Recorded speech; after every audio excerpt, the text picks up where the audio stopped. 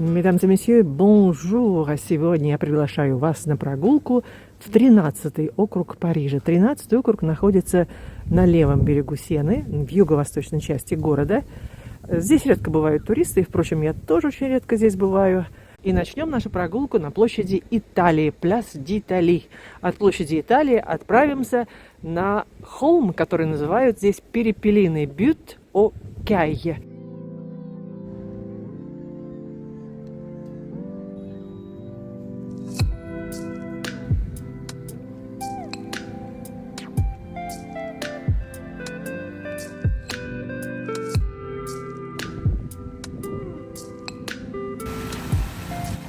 Тринадцатый округ – это один из самых современных и многонациональных районов столицы. Он удачно объединяет историческое наследие и архитектуру 20-21 веков. Территория округа долгое время находилась за пределами городских стен.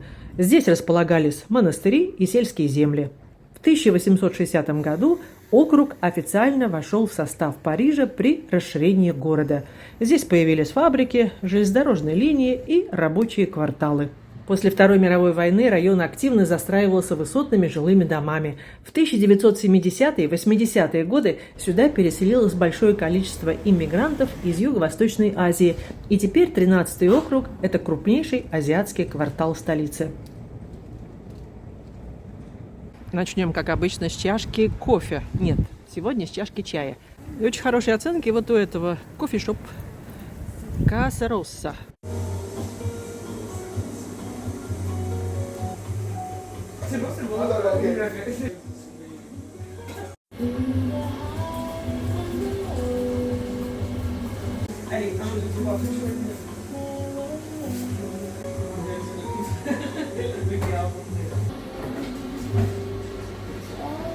Название улицы Rue de la Butte-aux-Cailles. 13-й округ особенно интересен для прогулок пешком. Здесь современная архитектура, оживленные улицы, уличное искусство и тихие деревенские уголки. Вот в один из таких тихих деревенских уголков мы направляемся. Название этого района по-французски звучит Бют-о-Кайе. Переводится как «холм-перепелок». Хотя название происходит все-таки от имени землевладельца Пьера Кая, который жил здесь в XVI веке и владел виноградником.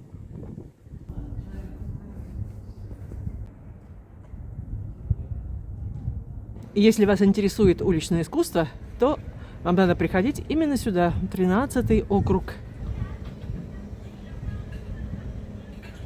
Французы тоже приходят в 13-й округ на экскурсию, посмотреть уличное искусство.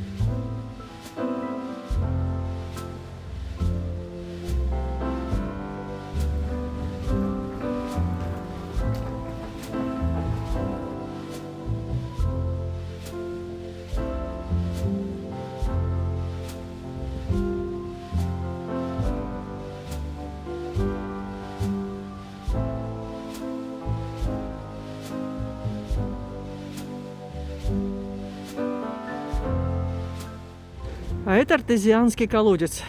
Артезианский колодец. Сюда можно прийти, набрать воды совершенно бесплатно.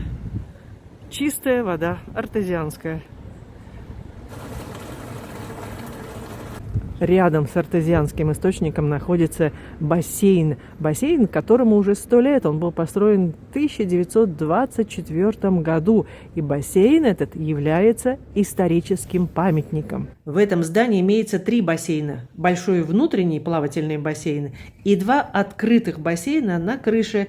Причем эти бассейны доступны круглый год, так как вода подогревается до 28 градусов. Выходной день – понедельник. Ну а теперь давайте пройдем по улице 5 бриллиантов.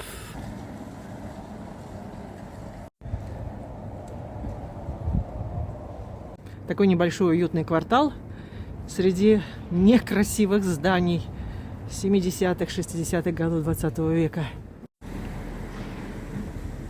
На этой улице находится очень интересный район, который называют здесь Маленький Эльзас. Маленький Эльзас – это живописный и очень необычный уголок в 13-м округе, а получил свое название за архитектуру, которая напоминает традиционные дома из региона Эльзас. Дама выходила из двора, и я спросил у нее, можно ли мне зайти снять видео. Она говорит, да, пожалуйста. Но поскольку это частный район, это частные виллы, я здесь тоже впервые. 40 домов-павильонов были построены в 1912 году. Это дома с кирпичными и деревянными фасадами, фахверками, двускатными крышами, напоминают архитектуру маленьких эльзасских деревень. Уютный дворик, почти сельский уголок Парижа. А чтобы выйти, мне надо нажать на кнопку «Порте». Вот здесь написано «Порте». Рядом находится еще один небольшой исторический жилой квартал, который называют «Ля Petite Russie» – «Маленькая Россия». Это дома начала 20 века, построенные как социальное жилье. Комплекс предназначался для рабочих семей, в том числе иммигрантов, среди которых были выходцы из России. Отсюда название «Маленькая Россия». И уже цветет японская слива. И огромный куст мимозы. Мимоза цветет в Париже в феврале. Теперь с Перепелиного холма я отправлюсь на Авню Шуази. Авню Шуази – это центр, сердце азиатского квартала. Там очень много ресторанов с азиатской кухней и очень много супермаркетов азиатских. Я думаю, что там стоит и пообедать в каком-нибудь, возможно, вьетнамском ресторанчике. Надо вам сказать, что я очень давно живу в Париже, но в 13-м округе я бываю очень редко. И, например, вот эту часть 13-го округа я вообще впервые вижу. Смотрите, какие интересные виллы старинные. Я думаю, что это 30-е годы 20 века. Во многих кварталах, кстати, такие есть островки старого Парижа. Ну и как везде в Париже, видимо, эта улица была перестроена совсем недавно, стала пешеходной. Эти огромные пространства вот такие зеленые, посадили какие-то кусты, растения. Здесь, наверное, красиво весной. Может быть, стоит вернуться в апреле.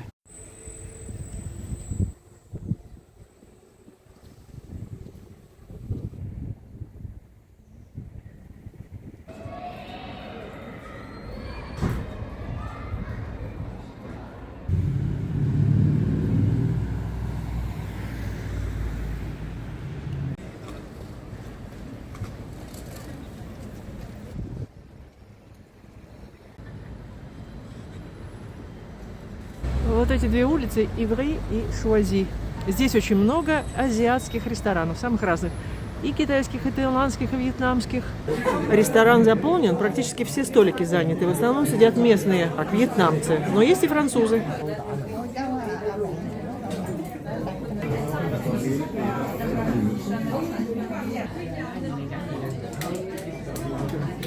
Сегодня очень холодно, плюс 8 градусов только, и ветер холодный. Поэтому я решила взять такой суп огромнейший. Больше я ничего не буду.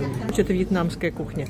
И стоит это блюдо 12 евро. Бон аппетит! А это специи к супчику. В этом ресторане я пообедала сейчас. Было очень вкусно. Не было ни одного свободного места. Но сегодня же 17 февраля. Новый год по восточному календарю. Но в любом случае здесь были завсегдатые. Так что если вы будете в этом районе, то вот этот ресторан можно посоветовать вьетнамской кухне. Продолжим нашу прогулку по 13-му округу. В 1960-е годы в 13-м округе начали строить современные жилые комплексы. Район задумывался как деловой и жилой центр, но спрос оказался ниже ожиданий и появилось много доступного жилья. И в это же время, после окончания войны во Вьетнаме, Франция приняла тысячи беженцев из бывшего французского Индокитая. Приезжают из Вьетнама, Лаоса, Камбоджи. Иммигранты из Юго-Восточной Азии поселились именно здесь, где было доступное жилье. И к 1980 годам район стал центром азиатской торговли. Открылись супермаркеты, рестораны, аптеки с традиционной медициной, культурные ассоциации. Постепенно 13-й округ стал крупнейшим азиатским районом Парижа.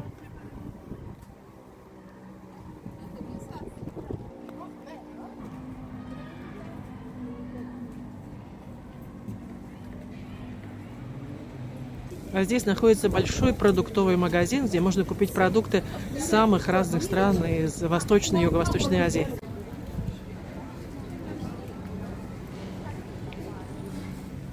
Экзотические фрукты.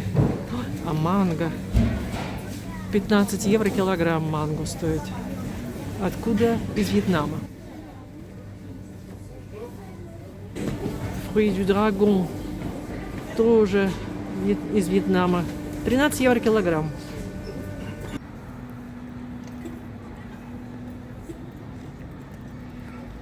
А вот здесь тоже магнолия зацветает. Еще чуть-чуть. Какой контраст. Османовское здание и над ним вот это странное сооружение. Как странно увидеть здесь елку в феврале. Вот это и есть 13-й округ. Здесь это по-прежнему 13-й округ, но, как видите, здесь есть и османовские дома. Вот это здание гостиница, и тоже, как вы видите, украшено садами вертикальными. То, что вы видели в видео «Прогулка по 2-му округу». Ну и вот такие странные здания построили на восточных окраинах Парижа. Это буквально закончили строительство лет 5 или 6 назад. Здесь и общежитие для студентов, здесь и жилые квартиры. А вот это здание, это очень известный университет в Париже, называется ИНАЛЬКО. ИНАЛЬКО – это значит Национальный институт восточных языков и цивилизаций. Университет был основан в конце XVIII века. А это расшифровка слова «ИНАЛЬКО», но на разных языках, которые преподают здесь, в этом университете. Кстати, вот по-корейски я могу прочитать «тосугуанна» и по-японски тоже. А вы алфавиты каких стран знаете? Пишите, пожалуйста, в комментариях. Территория, где сегодня проходит Avenue de France, долгое время была промышленной зоной. В начале 90-х годов 20 века город запустил масштабную программу реновации. Началось активное развитие района, прокладка новой улицы Avenue de France, строительство жилых офисных зданий, создание университетских кампусов, благоустройство общественных пространств. Многие парижане считают район слишком современным и холодным. В отличие от османовского Парижа с балконами, каменными фасадами, здесь стекло, бетон, прямые линии, крупные объемы. Из-за современной планировки меньше узких улочек, больше открытых пространств, сильнее ощущается ветер сены. По сравнению с латинским кварталом или Маре, атмосфера кажется менее уютной. А вы что думаете?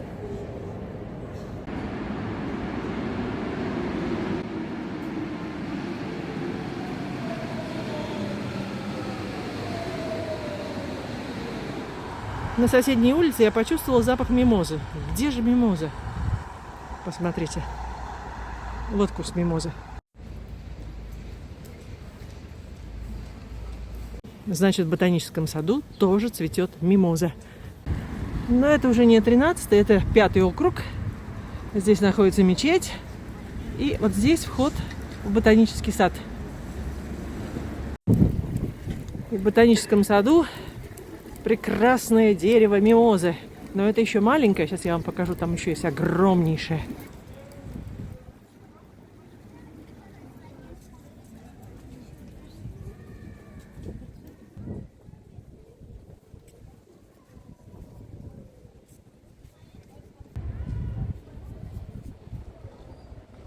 Вот это огромное дерево мимозы. И такие ароматы.